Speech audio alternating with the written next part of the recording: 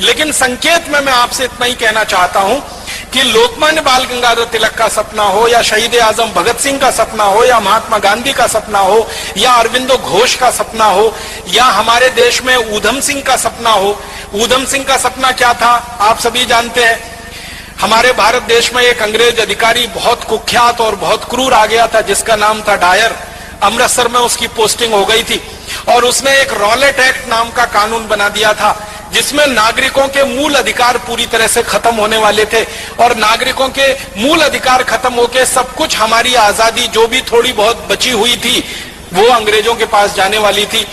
तो उस Rowlatt act के विरोध में 14 अप्रैल 1919 को जलियांवाला बाग में एक बड़ी सभा हुई थी जिसमें 25,000 लोग शामिल हुए थे।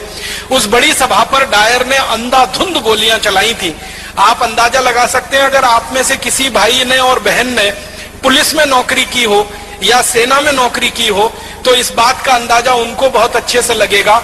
15 मिनट के अंदर 1650 राउंड गोलियां चलाई थी डायर ने। 15 मिनट के अंदर 1650 राउंड गोलियां चली थी और 3000 से ज्यादा क्रांतिकारी वहीं तड़प तड़प के मर गए थे। आप में से जिन लोगों ने अमृतसर देखा है, जलियांवाला बाग देखा है, आपको मालूम है जलियांवाला बाग के घुसने के लिए और निकलने के लिए एक ही दरवाजा है। चारों तरफ से वो 4 दीवारी से घिरा हुआ है और दरवाजा भी मुश्किल से 4, 4.5, 5 फीट का है। उस दरवाजे पर डायर ने तोप लगा दी थी आके ताकि कोई निकल के भागने ना पाए। और जलियांवाला बाग में एक कुआं है, बल्कि 2 कुएं हैं, अंधे कुएं के रूप में जाने जाते हैं। अंधाधुंध जब 1650 राउंड 1650 राउंड गोलियां चली तो जो गोलियों के शिकार हुए वो तो वहीं पे शहीद हो गए।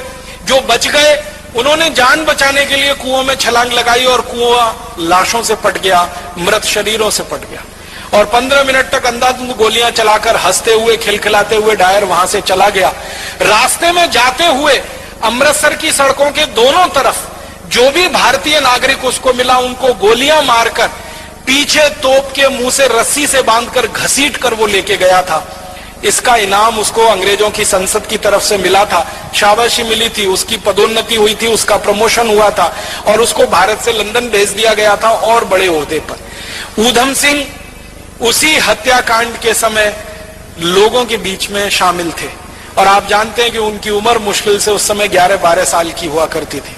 तो उस हत्याकांड के समय जब वो शामिल थे और उन्होंने अपनी आंखों से देखा तो उन्होंने संकल्प लिया था और संकल्प उनका यह था कि जिस डायर ने क्रूरता के साथ मेरे देश के नागरिकों की हत्या की है इस डायर को मैं नहीं छोड़ूंगा, यह मेरे जीवन का आखिरी संकल्प है। और इस संकल्प को पूरा करने के लिए आपको एक बात और मालूम है शहीद आजम ऊधम सिंह की कि घर से एकदम गरीब थे, माता पिता का साया उठ चुका था, अनाथ आश्रम में बड़े हुए थे पलकर। माता पिता साथ में नहीं थे, दोनों मर चुके थे। बड़े भाई थे, उनकी मृत्यु हो चुकी थी किसी बीमारी से। अपने परिवार में वो अकेले रह गए थे और उनके पास आर्थिक संसाधन कुछ नहीं थे। तो जब उन्होंने योजना बनाई डायर को मारने की, संकल्प पहले ले लिया और योजना बनाई तो लंदन जाना है, लंदन जाने के लिए पैसे चाहिए, पैसे कहां से आएंगे? तो उन्होंने तय किया कि मैं किसी के सामने हाथ फैलाऊं उससे अच्छा है मैं मेहनत मजदूरी करके पैसे कमाऊं। तो उन्होंने कारपेंटरी का काम सीखा, ये लकड़ी का काम जिसको हम कहते हैं, और लकड़ी का काम करते करते इतने पैसे जमा किए कि अमेरिका गए, फिर अमेरिका से लंदन पहुंच गए। लंदन पहुंच के फिर एक होटल में काम किया पानी पिलाने का ताकि कुछ पैसे इकट्ठे हों और बंदूक खरीदी जा सके, पिस्तौल खरीदी जा सके। और ये सब काम करते करते शहीद आजम ऊधम सिंह को आप जानते हैं 21 साल लग गए। 1919 में जलियांवाला बाग हत्याकांड हुआ था, 1940 में जाकर उन्होंने अपना संकल्प पूरा कर पाया था। 21 साल वो पैसों के लिए परिश्रम के साथ कहीं ना कहीं अपने जीवन को लगाते हुए संकल्प के लिए जिंदा थे। 21 साल के बाद 1940 में किंगस्टन एक जगह है लंदन में, किंगस्टन पैलेस, वहां पर जब डायर का एक बड़ा कार्यक्रम हो रहा था और उसको मालाएं पहनाई जा रही थी और उसका सम्मान किया जा रहा था, उस कार्यक्रम में ऊधम सिंह पहुंचे थे और अपनी जेब से रिवॉल्वर निकालकर तड़ातड़ 3 गोलियां मारी थी और 3 गोलियां मारकर एक ही वाक्य कहा था कि आज मैंने 21 साल पहले का मेरा संकल्प पूरा किया है और मैं अब इसके बाद 1 मिनट जिंदा नहीं रहना चाहता। एक मिनट भी जिंदा नहीं रहना है, अब मेरे दिल की इच्छा पूरी हुई है। तो रिवॉल्वर को अंग्रेज अधिकारी के सामने जब उन्होंने सौंपा तो अंग्रेज अधिकारी के हाथ कांप रहे थे, उसको ये लगता था कि ये मुझे भी नहीं मार देगा। तो ऊधम सिंह ने कहा, घबराओ मत, मेरी तुमसे कोई दुश्मनी नहीं है, मेरी तो डायर से दुश्मनी थी जिसने मेरे देश के 3000 लोगों को मारा।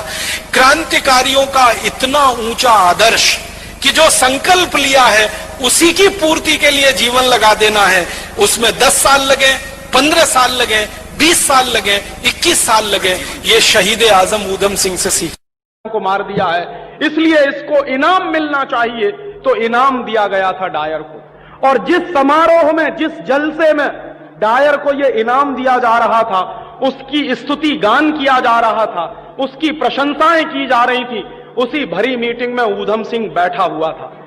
और जब ऊधम सिंह के बर्दाश्त के बाहर हो गई सब बात, तो चुपचाप उठा, मंच तक आया, बड़े आराम से पिस्तौल निकाली और गोली चलाई।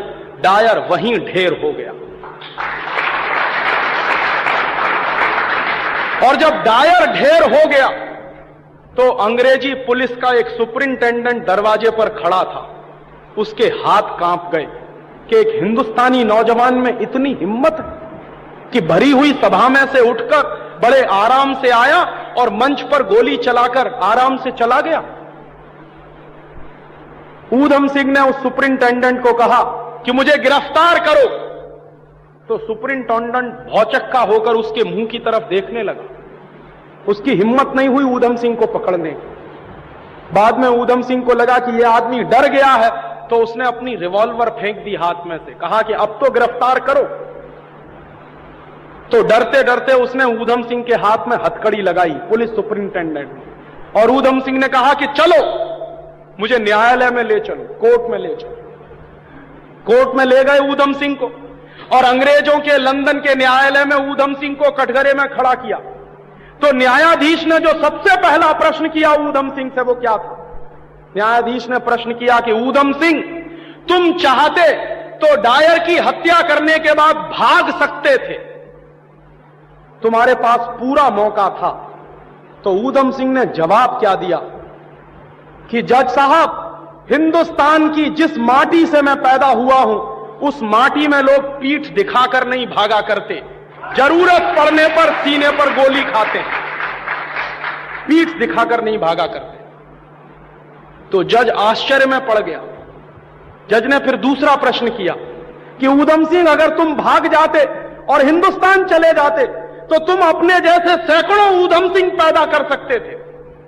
तो उसने जवाब दिया कि जज साहब, आप इस गलतफहमी में मत रहिए। जिस दिन आप मुझे फांसी के फंदे पर चढ़ाओगे, उस दिन हिंदुस्तान में एक नहीं 10,000 ऊधम सिंह पैदा हो जाएंगे। मुकदमा चलता गया, और मुकदमा चलता गया तो अंग्रेजों की प्रेस के जो रिपोर्टर थे, वो भौचक्के होकर उस नौजवान का चेहरा देखते थे जिसकी उम्र मुश्किल से 20-22 साल की थी।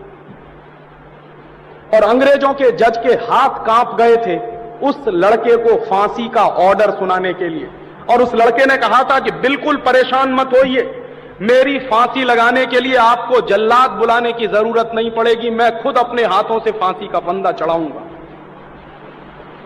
और लंदन की जेल में जब ऊधम सिंह को फांसी हुई, तो ये लंदन की जेल के मैनुअल बताते हैं कि ऊधम सिंह ने सारे जल्लादों को अलग हटा दिया था, खुद गया बड़े आराम से, और बहुत आराम से उसने कहा कि ये नकाब डालने की जरूरत नहीं है, क्योंकि अंग्रेजों के कानून थे कि फांसी के पहले काले रंग का नकाब पहनाया जाता। उसने कहा इसकी कोई जरूरत नहीं।